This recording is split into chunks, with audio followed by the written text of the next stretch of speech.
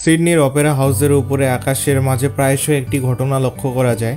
রাতের বেলায় অপেরা হাউসের কৃত্রিম উজ্জ্বল আলোতে প্রলুব্ধ হয়ে অপেরা হাউসের উপরে কিছু পাখি এদিক সেদিক উঠতে দেখা যায়।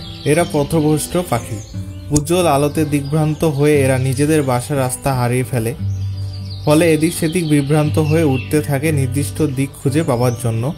কিন্তু পরিণতিটা মোটেও ভালো কিছু হয় না এসব পাখির জন্য। একটানা দিগ্ভ্রান্ত হয়ে উড়ার দরুন এরা প্রচণ্ড ক্লান্ত হয়ে পড়ে। ক্লান্ত দেহ তাই আশ্রে পড়ে আশেপাশে কোনো বিল্ডিং এর গায়ে কিংবা অপেরা হাউসের উপরে। ফলাফল মৃত্যু। অধিকাংশ সময়ে এই ভুলের প্রায়শ্চিত্ত তাদের জীবন দিয়ে করতে হয়। এক গবেষণায় দেখা গেছে প্রতি বছর সিডনির এই অপেরা হাউসের উজ্জ্বল আলোতে বিভ্রান্ত হয়ে হাজার হাজার পাখি মৃত্যুবরণ করছে। তবে এমন ঘটনা শুধু যে এখানে ঘটে তা কিন্তু মোটেও নয়। আবার শুধু যে পাখির ক্ষেত্রে এমন ক্ষতির সম্মুখীন হতে হয় তাও কিন্তু নয়। পৃথিবীর প্রতিটি প্রান্তে আলোক দূষণে অহরহ এমন ঘটনা ঘটে যাচ্ছে, যার ভুক্তভোগী হচ্ছে পরিবেশের প্রতিটি উপাদান। হতে পারে অন্যান্য দূষণের মতো আলোক দূষণ ব্যাপারটি আমাদের কাছে অতটা পরিচিত নয়।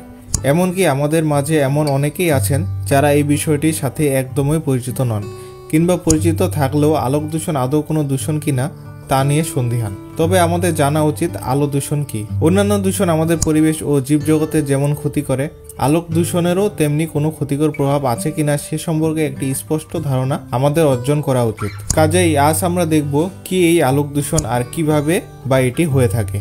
সেই সাথে আমরা আরও দেখব আলোক দূষণ আমাদের পরিবেশের উপর কি কি প্রভাব ফেলছে। আলো দূষণ বুঝতে গেলে প্রথমে আপনাকে একটি উদাহরণ বিবেচনা করতে হবে। ধরুন আপনার একটি বড় বাগান আছে, সেই বাগানে বিভিন্ন ধরনের গাছ লাগিয়েছেন। বিশাল একটি জায়গা জুড়ে আপনি তৈরি করেছেন এই বাগানটি, যেখানে আপনি ফুলের গাছ থেকে শুরু করে ফলত ঔষধি সহ হরেক রকমের গাছ লাগিয়েছেন। এবার সময় গড়ানোর সাথে সাথে আপনি একটি বিষয় লক্ষ্য করলেন। আপনি দেখবেন যে আপনার বাগানে হরেক রকমের পাখি বাসা বেঁধেছে। কপাল ভালো হলে কাঠবিড়ালির মতো দু একটা বন্য প্রাণীও দেখা যেতে পারে। সে যাই হোক, আসল কথাটা হলো আপনি একটি বাস্তু সংস্থান তৈরি করে ফেলেছেন। সাধারণভাবে এতটুকু বিজ্ঞানের জ্ঞান যাদের আছে তারা ভালো করেই জানেন যে উদ্ভিদের যেমন দিনে সূর্যের আলোর প্রয়োজন হয়, তেমনি রাতের আধারেরও প্রয়োজন হয়। সালোক সংশ্লেষণের অন্ধকার পর্যায়ে শোষণ সহন উদ্ভিদের বিভিন্ন গুরুত্বপূর্ণ কাজ রাতের বেলায় ঘটে থাকে, নির্দিষ্ট করে বললে অন্ধকারে। এবার আপনি আপনার বাগানটিকে আরো বেশি আকর্ষণীয় করার জন্য বাগানে ব্যাপক আলোকসজ্জা করলেন। ধরুন সারা রাত বাগানের শোভা বর্ধনের জন্য এই আলোকসজ্জাগুলো জ্বালিয়ে রাখলেন। তাহলে বলুন, আপনি কি কোনো ধরনের পরিবেশ দূষণমূলক কাজ এখানে করেছেন? উত্তরটি হচ্ছে হ্যাঁ, করেছেন। কিভাবে চলুন এবার দেখে নেওয়া যাক। প্রথমে বলেছি উদ্ভিদের অনেক গুরুত্বপূর্ণ কাজ রাতের অন্ধকারে ঘটে থাকে। উজ্জ্বল আলোর উপস্থিতিতে এই কাজগুলো ব্যাহত হয়, ফলে উদ্ভিদের বৃদ্ধি থেকে শুরু করে ফলদান সহ বিভিন্ন বিষয়ে এর প্রভাব পড়ে। এবার ভাবুন পাখিদের কথা। যেসব পাখি আপনার বাগানে বাসা বেঁধেছিল তারা আলোকসজ্জার পরে তাদের বাসা খুঁজে পেতে বিভ্রান্ত হবে। সবচেয়ে বড় কথা হলো একটা সময় গিয়ে দেখবেন আপনার বাগানের পাখির সংখ্যা দিন দিন কমতে শুরু করেছে। যদি কোনো নিশাচর প্রাণী থেকে থাকে তাহলে তারা রাতের বেলায় কৃত্রিম আলোর শিকার করতে বের হবে না। ফলাফল হিসেবে কিছুদিন পর এদের আর দেখতে পাবেন না। খুব সামান্য কিছু উদাহরণ আমি বললাম, এমন আরও অনেক পরিবর্তন আপনি দেখতে পাবেন, কিন্তু প্রায় সবই নেতিবাচক। এর মূল কারণ আপনি আলোক দূষণ করেছেন। কোনো স্থানে প্রাকৃতিক আলো ব্যতীত অতিরিক্ত যে কোনো কৃত্রিম আলোকসজ্জাই হলো আলোক দূষণ। খুব সামান্য আলো হয়তো পরিবেশে তেমন ক্ষতি করে না, কিন্তু রাস্তাঘাটের উজ্জ্বল ল্যাম্পপোস্ট, কোনো বহুতল ভবনের বা বিশেষ স্থানে আলোকসজ্জা ইত্যাদি পরিবেশের জন্য মারাত্মক প্রভাব ফেলে, আর একেই আমরা আলোক দূষণ বলি।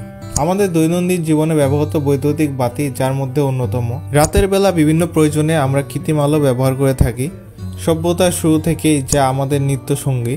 কিন্তু বৈদ্যুতিক বাতি আবিষ্কারের পর থেকে এর ব্যবহার দিন দিন বেড়েছে ব্যাপকভাবে। আমাদের নিত্যদিনে ব্যবহৃত বিভিন্ন ধরনের নানান ওয়াটের bulb, torch light, street lamp, billboard বা গাড়ির হেডলাইট থেকে, তাছাড়া কেরোসিন ও ডিজেল চালিত বিভিন্ন কৃত্রিম উৎস তো আছেই। আলো দূষণের প্রভাবগুলো মোটেও হালকাভাবে নেওয়ার উপায় নেই।